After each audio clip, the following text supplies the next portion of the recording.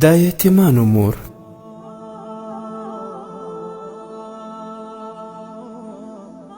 عبدالله ابن مبارک رحمه الله یو ډیر صالح سړی تیر شوی دی. هغه د حج اراده وکړه. ماخوستن له کوره ووتی چې د دوستانو او قریبانو څخه د خدای پاماني واخلي او حج ته روان شي.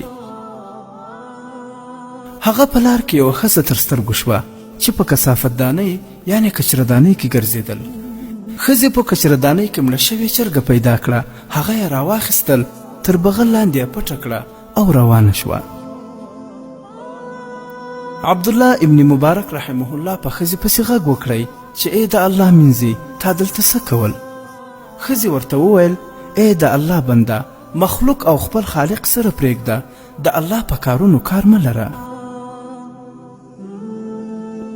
عبدالله ابن مبارک رحمه الله ښځې ته بیا وویل چې تا ته د الله قسم در کوم، تا دلته څه کول؟ ښځې ورته وویل چې قسم دې راکړئ، درته وبه وایم. د ښځې له سترګو اوښکې راوبهېدلې او ورته یې وویل چې زه یو غریبه کونډه یم، 4 لوڼې لرم چې د هغو پلار مړ دی. کومې پیسې چې هغه راپاته کړې وې هغه تمامې شوې. خلکو ته مې خواستونه وکړه چې خواخوږي او مرسته راسره وکړي، خو چا نه رحم او نه اهمیت راکړی. اوس له ډېرې مجبورۍ راووتلم چې د لوڼو لپاره د خوراک څه وموندم، ځکه چې لوڼو مې دا څو شپې څه شی نه دی خوړلی. هغه الله جل جلاله ما ته دا مړه چرګه را په نصیب کړه، اوس ته په هغه راسره جنجال کوي.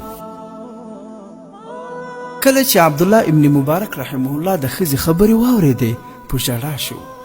ښځې ته یې په خیرات کې هغه خپل د حج راجمع کړي پیسې ټولې ورکړې. ښځه ډیره په خوشحالۍ کور ته روانه شوه او عبدالله ابن مبارک خپل کور ته ولاړی.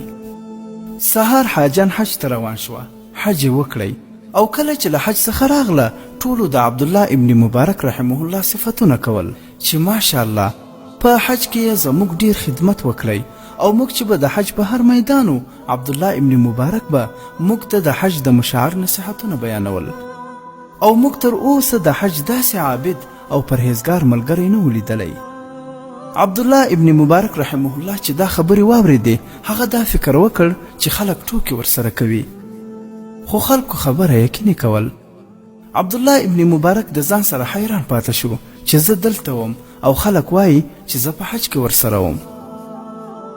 کله چې هغه د شپې په دغه حیرت کې بیده شو، هغه خوب ولیدی چې د یو نوراني مخ سړی ورته راغلی او هغه ته یې سلام واچوی او ورته یې وویل ای عبدالله، ته ما پیژنې؟ زه محمد رسول الله یم صلی الله علیه وسلم.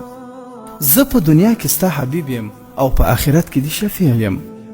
الله جل جلاله دې تاسو ته زما د امت سره د ښو کولو اجر عظیم درکړي.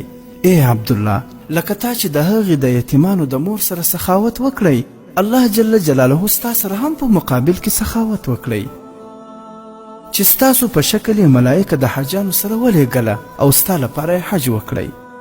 او لکه تا چې د هغو یتیمانو پرده وکړه، الله جل جلاله هم ستا پرده وکړه او الله جل جلاله ټولو حاجانو ته د یوه حج ثواب ورکړی، خو تا ته یې د 80 حجونو ثواب درکړی.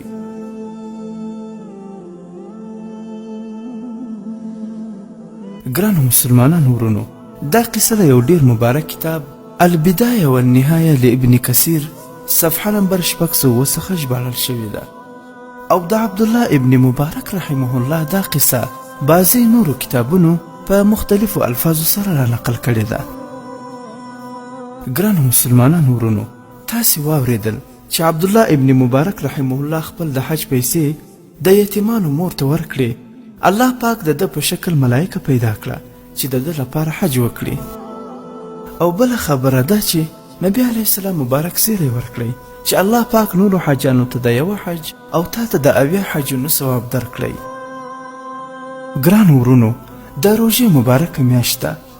دلته ډېرې بېوسې میندې او خویندې شته چې د خپل اولادونو لپاره د یوې ګولې ډوډۍ پیدا کولو وس نه لري.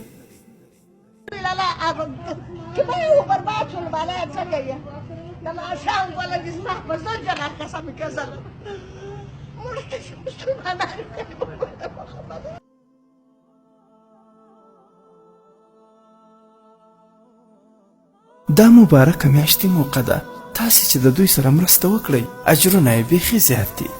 د نبي علیه الصلاة والسلام حدیث شریف دی چې فقرا وپیژنئ او عزت یې وکړئ، له هغو سره دولت دی. پوښتنه وشوه یا رسول الله له هغو سره کوم دولت دی؟ رسول الله صلی الله علیه وسلم وفرمایل کله چې د قیامت ورځ راشي نو الله جل جلاله هغو ته فرمایي چا چې پر تاسو خوراک څښاک کړی او جامې یې درته اخیستې دي د هغو لاس ونیسئ او جنت کې یې داخل کړئ. کتاب مکاشفة القلوب صفحه نمبر 198.